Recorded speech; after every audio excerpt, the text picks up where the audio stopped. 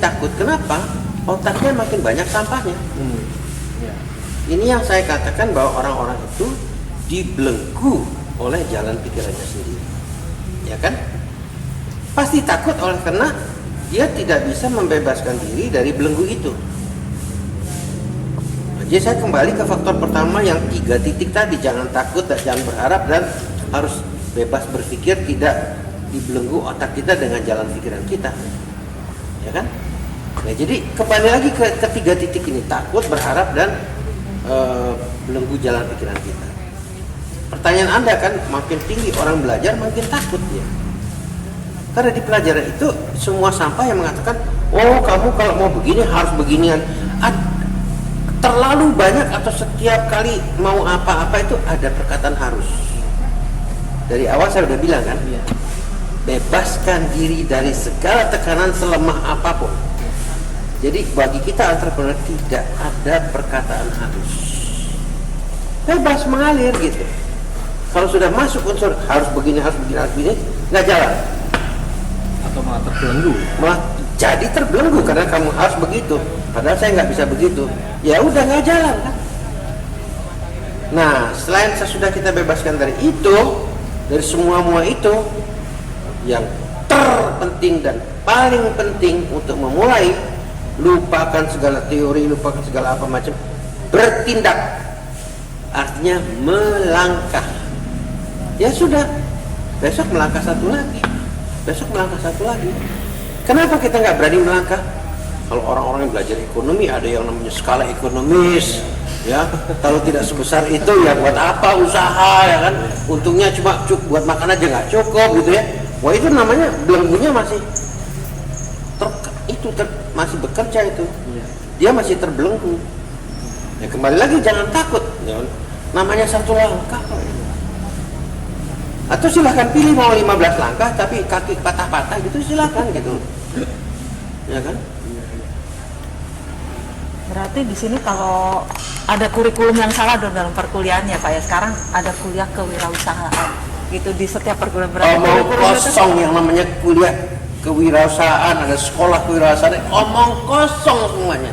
Untuk menjadi wirausaha begitu gampangnya sih, melangkahlah satu langkah. Nah, yang gampang itu banyak orang nggak percaya, ya terserah gitu.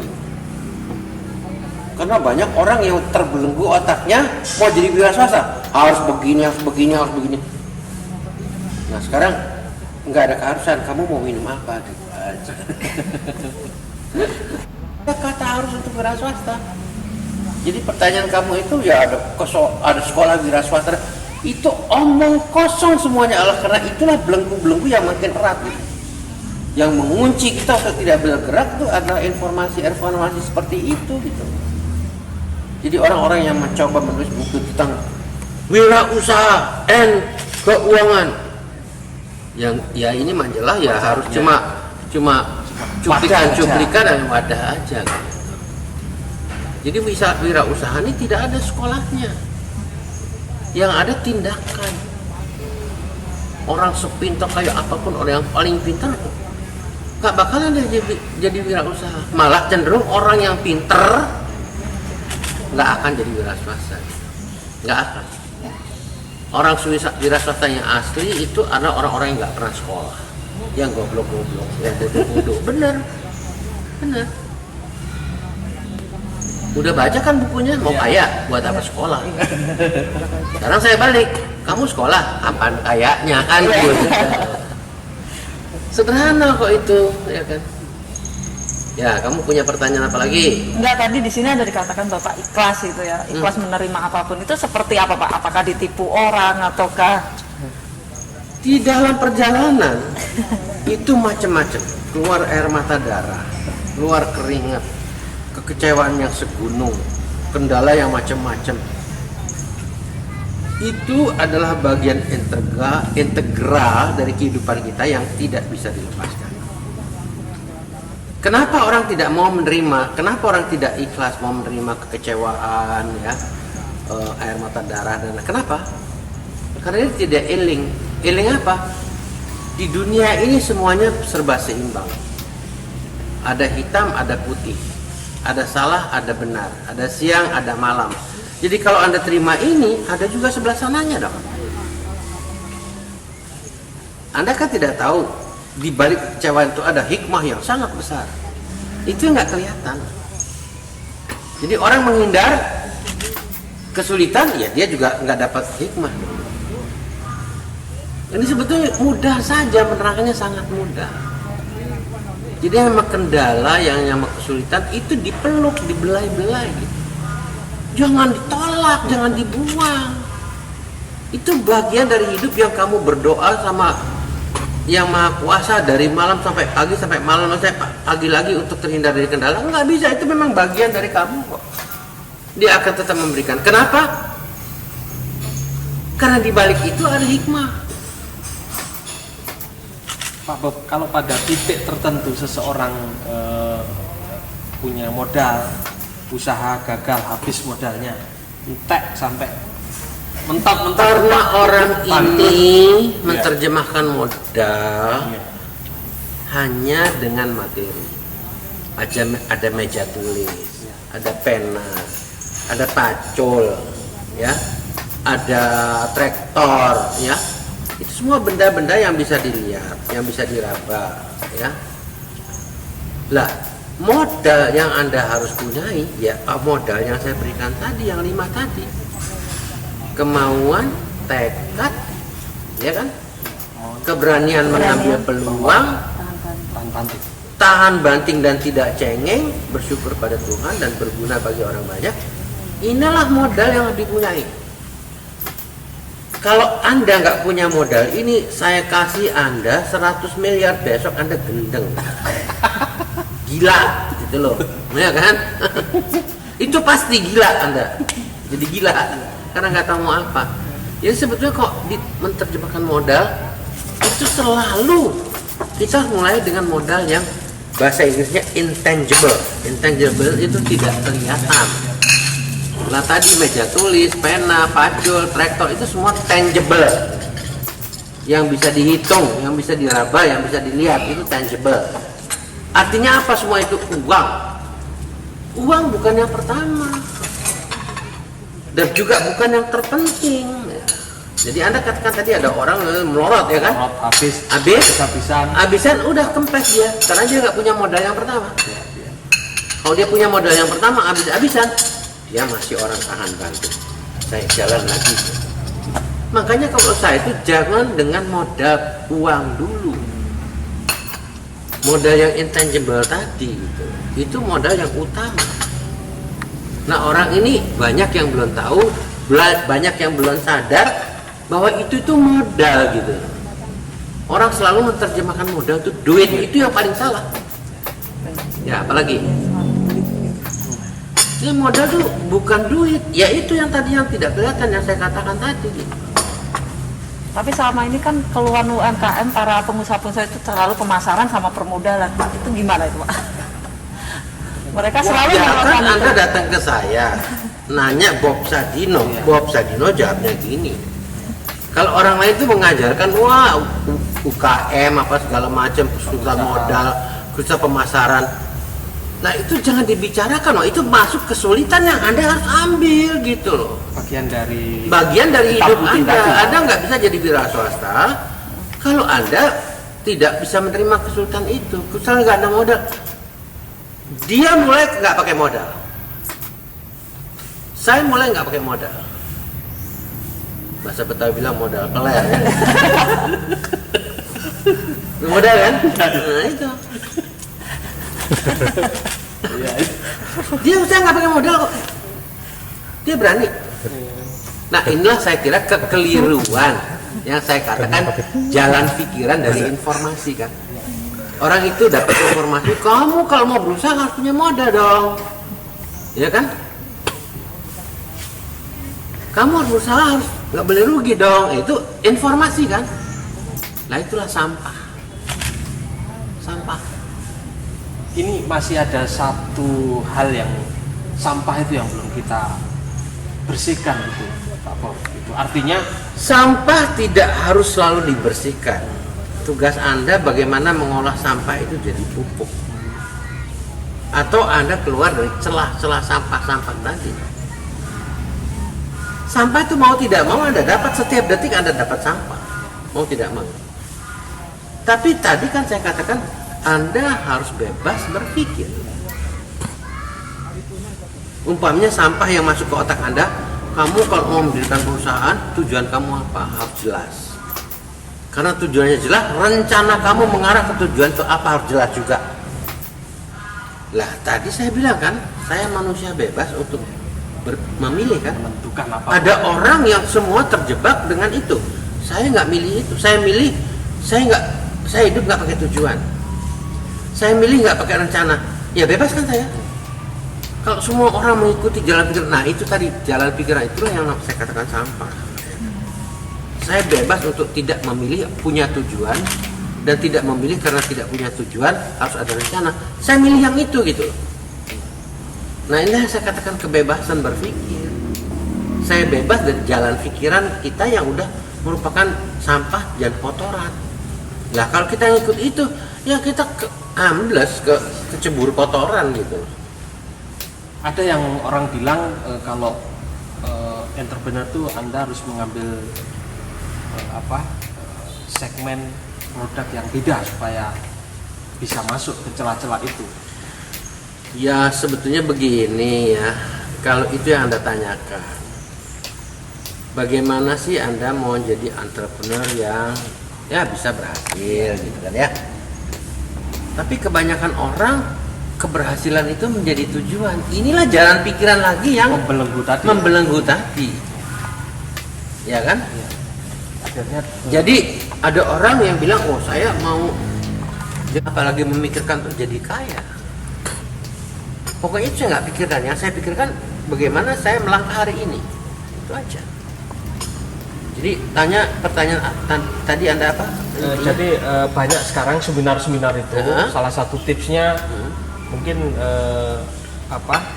salah satunya ada juga yang menyarankan misalnya Anda harus berani juga, tapi Anda harus mengambil segmen. Ya, yang begini ya, artinya segmen itu saya waktu mulai saya nggak milih-milih, apa ada di depan mata saya aja, ya. Dan sebetulnya kalau betul-betul mau seperti apa yang katakan tadi harus memilih. Ya. Sebetulnya ada beberapa jalan. Saya nggak pakai gula ya. Begini,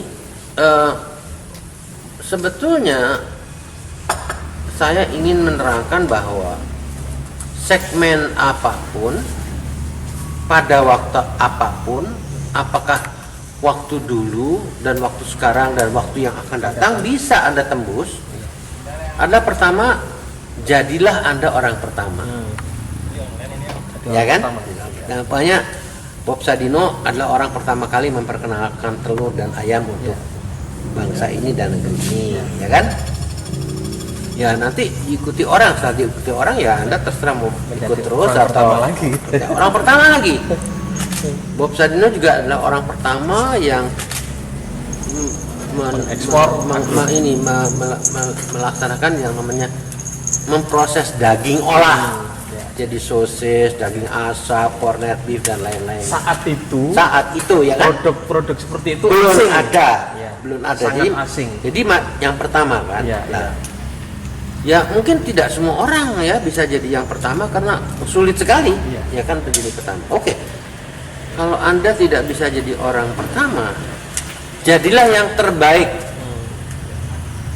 Yang kedua ini ya, yang pertama tadi orang pertama jadi yang pertama, yang kedua yang terbaik. Umpamanya Anda udah begitu banyak majalah, tapi kok Anda mau masuk ke perusahaan majalah lagi?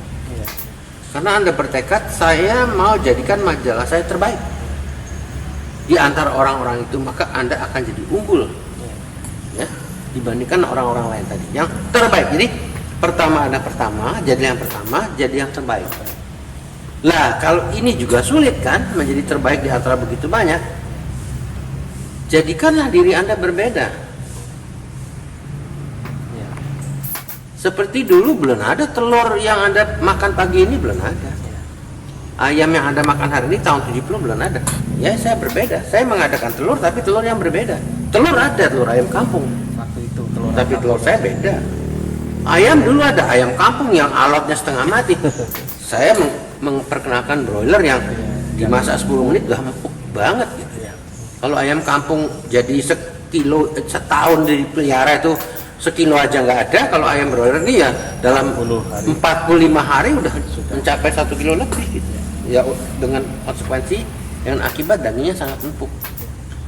Kita ulangi ya, jadilah yang pertama, yang jadilah yang terbaik, terbaik atau berbeda lah. berbeda. Ya, lakukan sesuatu yang berbeda. Jadi be the first, be the best, be different. Nah ini bahasa Inggrisnya enak gitu ya. Iya.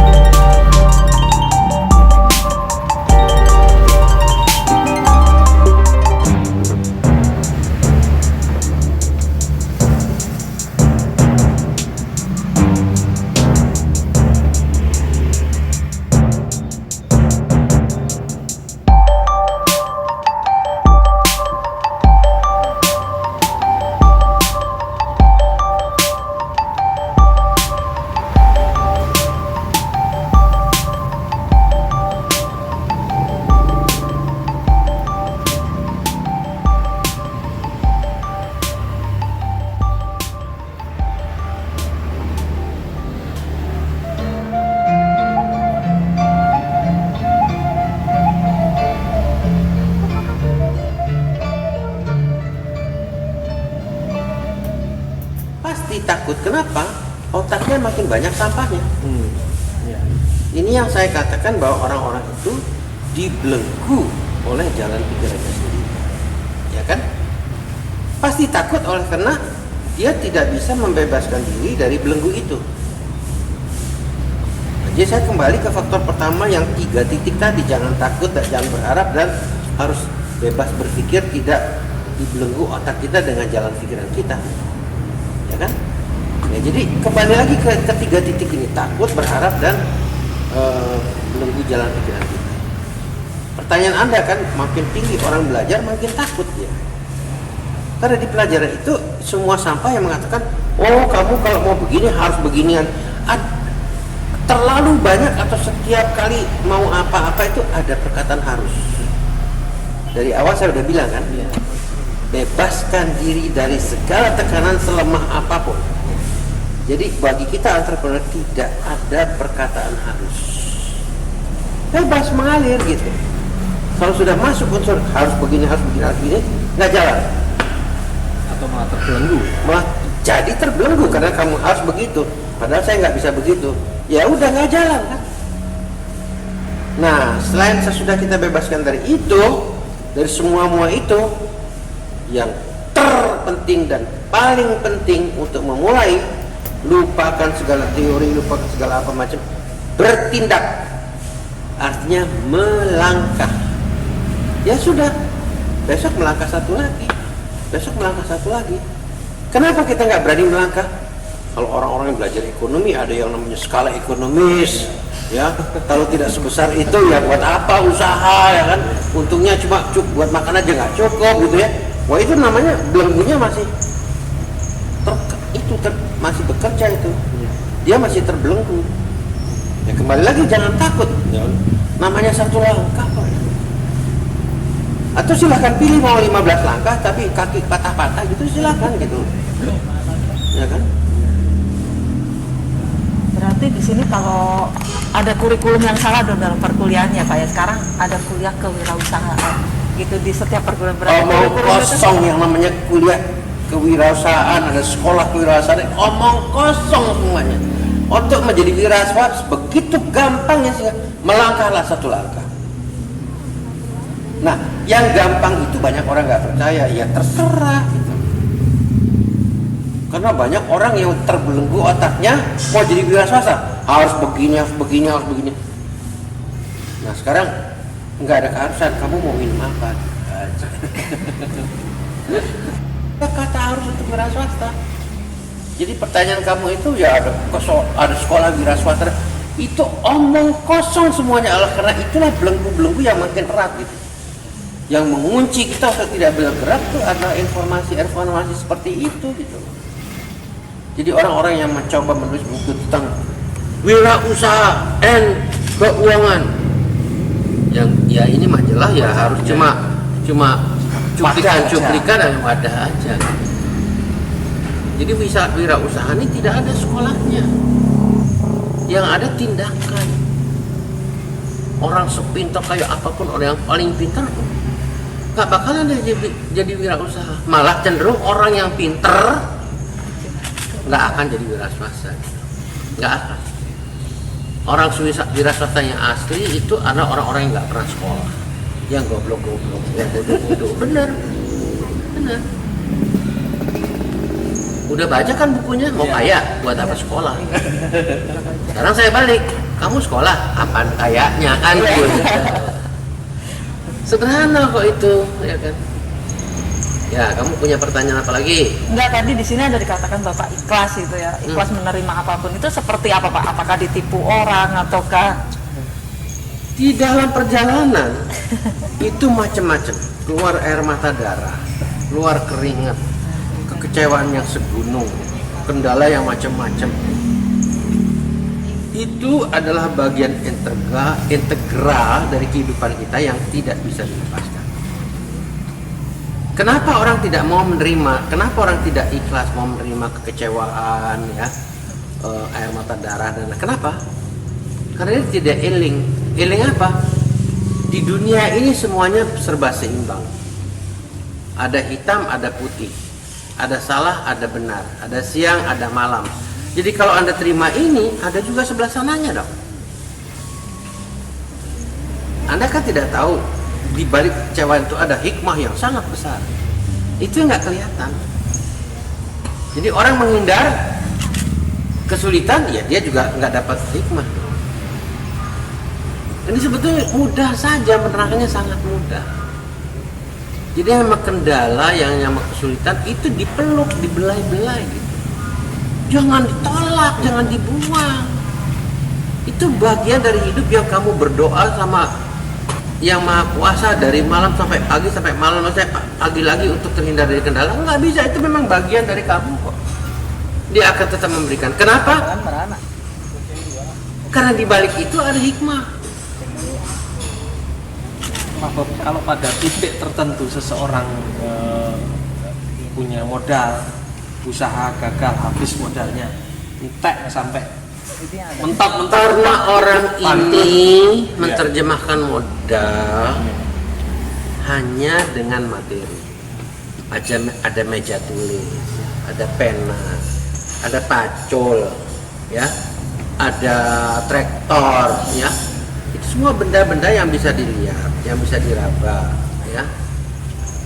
Lah, modal yang Anda harus punyai, ya modal yang saya berikan tadi, yang 5 tadi. Kemauan, tekad, ya kan? Keberanian mengambil peluang, tahan banting dan tidak cengeng, bersyukur pada Tuhan dan berguna bagi orang banyak. Inilah modal yang harus dipunyai. Kalau Anda nggak punya modal, ini saya kasih Anda 100 miliar, besok Anda gendeng. Gila, gitu loh. Ya kan? Itu pasti gila Anda. Jadi gila. Karena nggak tahu mau apa. Jadi sebetulnya kok menerjemahkan modal itu selalu kita mulai dengan modal yang bahasa Inggrisnya intangible. Intangible itu tidak kelihatan.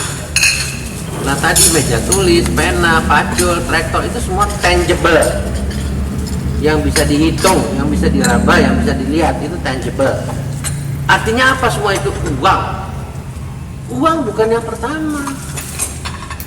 Dan juga bukan yang terpenting.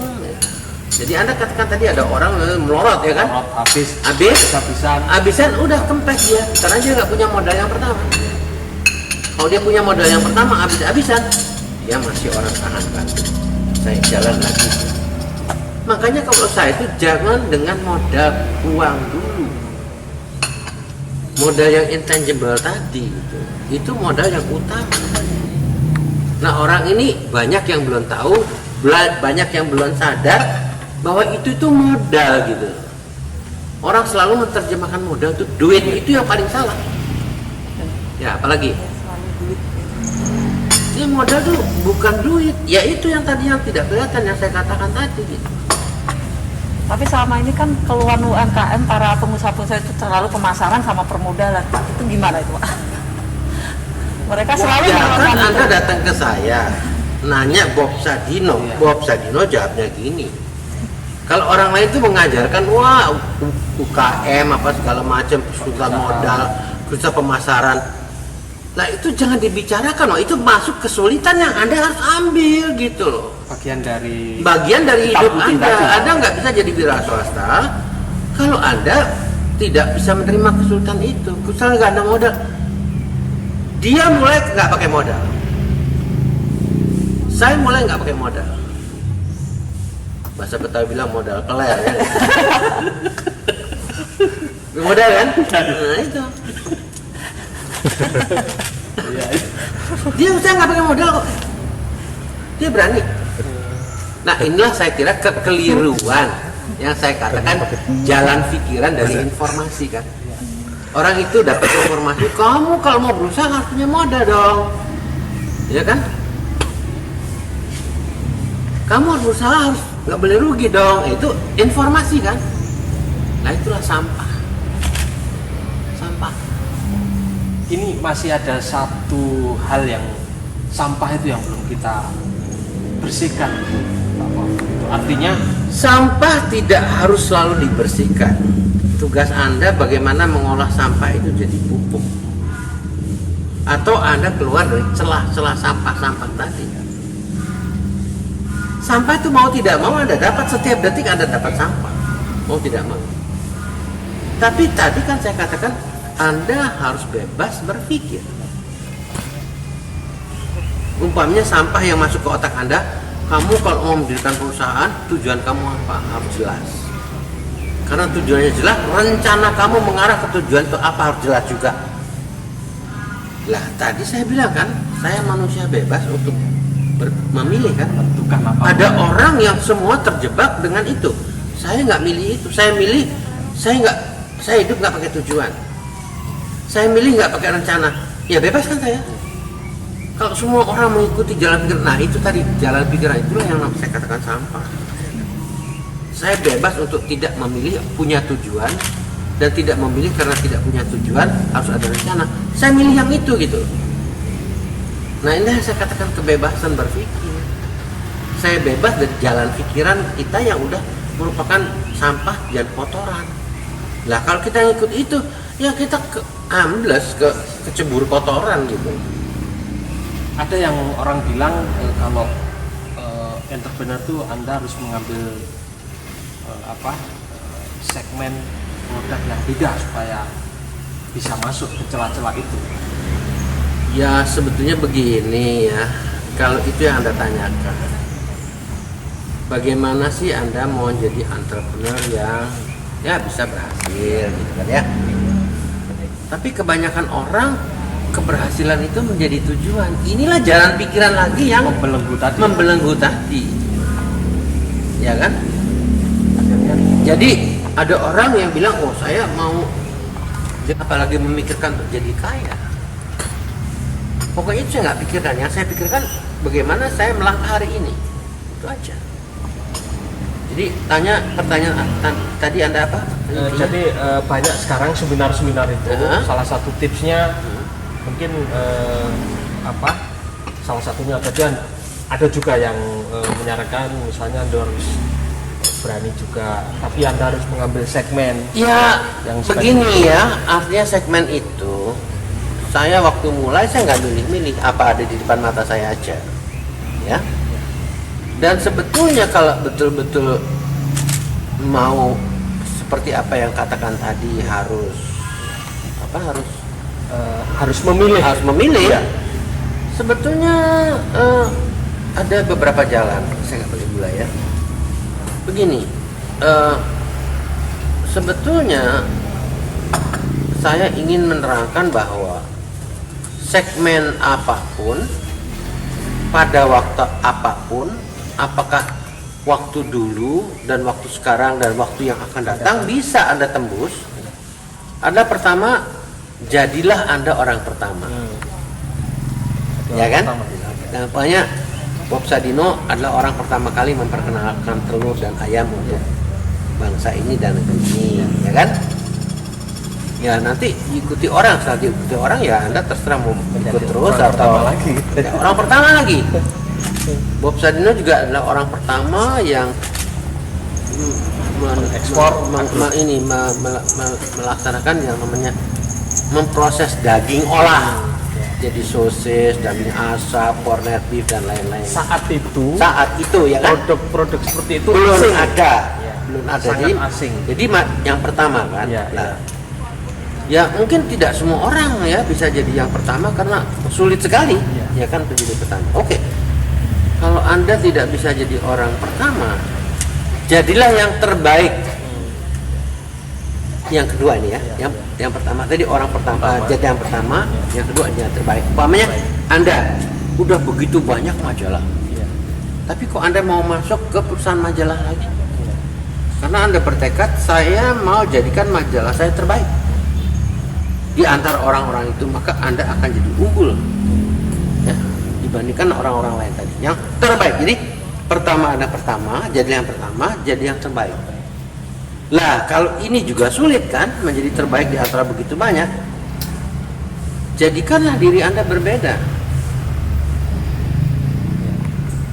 Seperti dulu belum ada telur yang Anda makan pagi ini, belum ada. Ayam yang Anda makan hari ini tahun 70 belum ada. Ya saya berbeda, saya mengadakan telur tapi telur yang berbeda. Telur ada, telur ayam kampung.